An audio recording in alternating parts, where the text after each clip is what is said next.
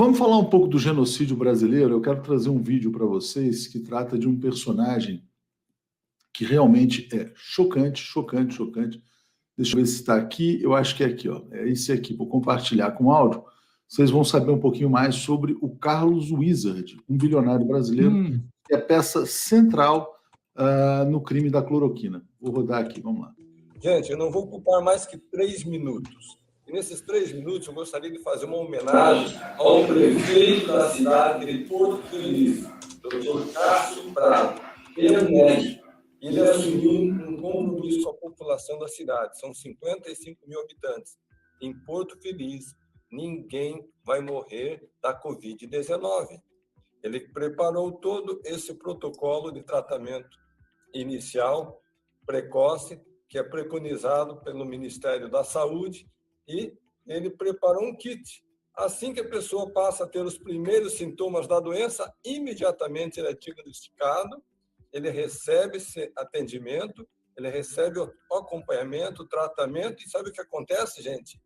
Ninguém morreu de Covid-19 na cidade de Porto Feliz, embora tiveram milhares e milhares de pessoas contaminadas. Alguém vai dizer, mas Carlos, eu entrei no site do Ministério do Estado da Saúde, indica lá que teve 5 óbitos de Covid. De fato, teve 5 óbitos, mas sabe quem são os 5 óbitos? Aqueles que ficaram em casa, que não foram em busca do tratamento precoce. Então, a pergunta que eu faço para mim mesmo, e faço para todos os senhores e todas as autoridades do Brasil é: por que nós não podemos fazer a mesma coisa em todos os municípios desse país?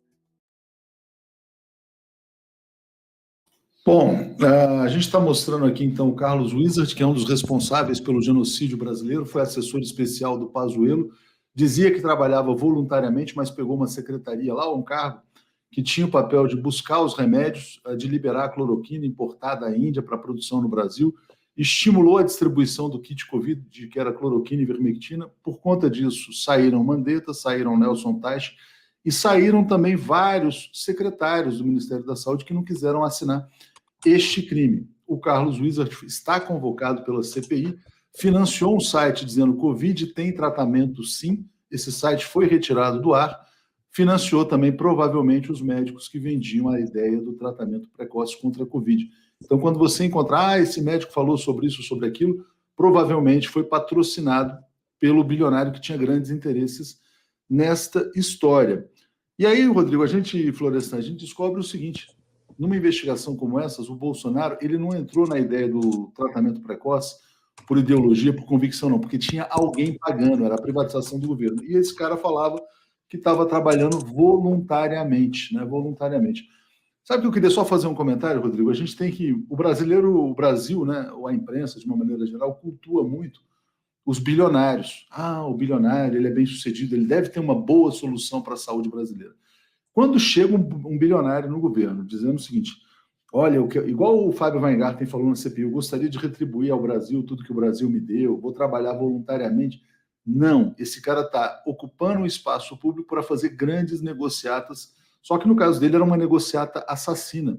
Então, Carlos Wizard, olha, talvez saia preso da CPI da pandemia, o Brasil pode ter um bilionário preso, porque ele é um dos genocidas brasileiros. Só para fechar esse comentário, ele é dono no Brasil da Taco Bell, KFC, Pizza Hut, então toda vez que alguém aqui da nossa comunidade comprar um pedaço de pizza, ou comprar uma coxa de frango frita, ou um taco mexicano, estará financiando o genocídio, porque foi o que ele fez. Fala, Rodrigo. Não, é um retrato da elite brasileira, né, da classe dominante brasileira. Wizard, em inglês, quer dizer feiticeiro, mágico, mago, né? Não sei que mágica que ele fez para construir esse patrimônio bilionário. É um dos que fizeram a defesa da cloroquina. Hoje, tem uma entrevista do Omar Aziz, o presidente da CPI, dizendo que o Bolsonaro tem que ser responsabilizado, mas todos aqueles que o aconselharam também serão responsabilizados. E talvez sem a imunidade que o Bolsonaro ainda tem por ser presidente da República. Então, eu acho mais fácil e talvez até mais simbólico pegar um bilionário desse, levar para a CPI e botar o sujeito, enfim, fazer ele explicar por que ele tomou essas atitudes, de onde ele tirou as explicações que ele traz nesse vídeo. que ele foi fazer no governo e seguir o caminho do dinheiro, que também o decano do jornalismo brasileiro, Jânio de Freitas, diz hoje no seu artigo semanal na Folha de São Paulo, né? Que tem que seguir o dinheiro. A cloroquina, é o que você falou, Léo, era um projeto político, porque era uma forma de dizer assim, tem tratamento, podem se arriscar, vão para a rua, vamos fazer imunidade de rebanho, porque a ideia do Bolsonaro era o quê? Se todo mundo for e bastante gente pegar rápido a Covid, passa logo essa pandemia, morrem alguns, como ele dizia lá no começo, lembra? Morre um ou outro, mas passa logo e a economia é retomada.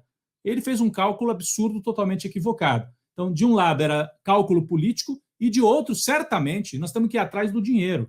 É o Trump tinha ligações com os produtores de cloroquina lá nos Estados Unidos e ver quem faturou aqui no Brasil com a produção e a distribuição de cloroquina. Esse Wizard, certamente, é um fio da meada, como disse outro dia alguém aqui, você puxa a pena e vem uma galinha junto. Então vamos puxar essa pena, que é o Wizard, e a galinha vai vir junto. Se puxar a pena, vem a galinha, porque ele é peça central. Eu vou demonstrar. Recomendo muito essa matéria aqui, quem puder pegar no Brasil 247, a gente vai botar na manchete daqui a pouco.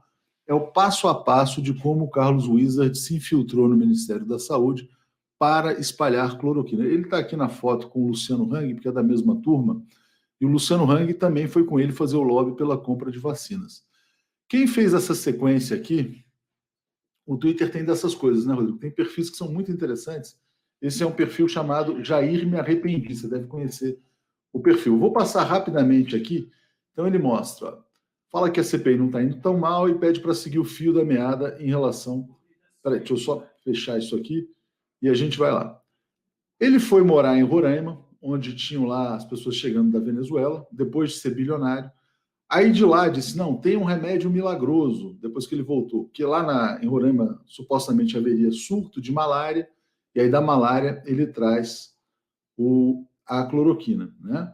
Aí depois o Mandetta sai por não querer incorporar esse protocolo da cloroquina e sai com ele um médico chamado Denizar Viana, que é esse médico que está aqui. Ele falou, não vou fazer o protocolo da cloroquina porque é muito perigoso, tem efeitos colaterais. Tal, né? Aí o Pazuello assume o ministério interinamente no dia 16 de maio, logo depois da saída do Taixe. Quando o Pazuello entra, imediatamente é nomeado o Carlos Wizard como conselheiro de assuntos estratégicos do Ministério da Saúde, 21 de maio, 5 dias depois. Entre as funções dele, a busca de fornecedores e medicamentos. Então, ele vai atrás da cloroquina, né? O Denizar Viana sai, porque ele não quis assinar o protocolo da cloroquina, e entra esse médico aqui, na linha do Pazuello. O nome dele é Antônio Carvalho, biofísico, acadêmico, 160 artigos publicados. 18 dias depois, ele pede para sair. Ele falou, não vou ficar com esses loucos que estão querendo prescrever cloroquina. Então, o cara vai embora também, né? Aí, olha que interessante, ele sai e fala assim, não participei da elaboração do documento, nem participaria. No momento em que o ministro pede para sair o Taixe e as coisas começam a se agravar, com a interferência direta em decisões que não se baseavam em critérios científicos, não dá para continuar, né? Aquele Antônio, né? E aí vem o protocolo da cloroquina, criticada por vários médicos, né? Aqui, nessa sequência, nessa matéria, quando chegarem nesse tweet aqui, tem exatamente o documento. Eu vou abrir já, ele não vai aparecer aqui agora, mas depois eu mostro o que foi o protocolo do Ministério da Saúde sobre a cloroquina. Bom, aí, esse documento ninguém quis assinar, foi muito interessante, saiu uma matéria, Rodrigo, dizendo o seguinte, o secretário executivo diz, não, esse protocolo da cloroquina não precisa ser assinado por ninguém do Ministério da Saúde, não. Primeiro falou que todos assinariam, depois ninguém pode assinar, porque ninguém quis assinar uma coisa que era prova, eles já sabiam que era prova de um crime, né? Aí vem aqui o Wizard, né? Aí ele fala, aí ele estaria ali para assumir a secretaria, né?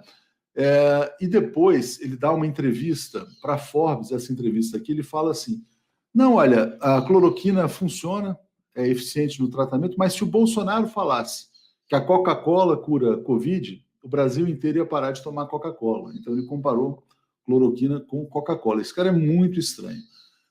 O Sleeping Giants depois denunciou essas empresas dele que ele estava vendendo tratamento precoce, tal, etc. e tal. E aqui tem uma entrevista à TV Brasil. Então eu vou tentar só abrir este tweet aqui para a gente assistir, que eu acho muito importante. E a gente... Peraí, deixa eu ver. Agora eu tenho que ver como é que eu faço para vê-lo aqui. Vamos ver se eu consigo rodar com áudio naquele ponto ali. Vamos ali. Rapidinho, Rodrigo, só para a gente fechar. Não, tudo bem. E aqui a gente... Tá com áudio aí? Conversa. A doutora Anise faz parte de um grupo... Aumenta um pouquinho, Léo, o retorno. Se reúne para discutir o tratamento para o coronavírus. E o Carlos Wizard, que é o empreendedor social, como disse a doutora Anise, foi que juntou esse grupo, é isso mesmo? Qual é a sua participação nesse momento, nesse estudo que reúne esses médicos para entender esse tratamento contra o coronavírus? Eu passei um mês em Brasília junto ao ministro Eduardo Pazuello, atuando como um conselheiro ao Ministério da Saúde. Posteriormente, fui convidado para assumir uma das secretarias. No entanto, eu preferi não aceitar o convite e trabalhar de forma independente e solidária ao combate do Covid-19.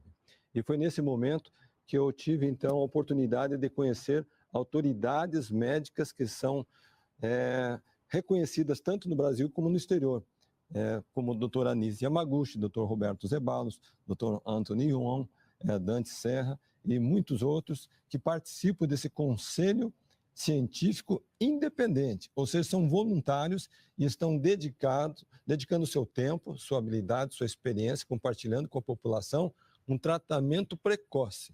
Porque o que nós temos descoberto é que, felizmente, Covid-19 tem tratamento sim, e as pessoas podem ser atendidas logo na primeira fase.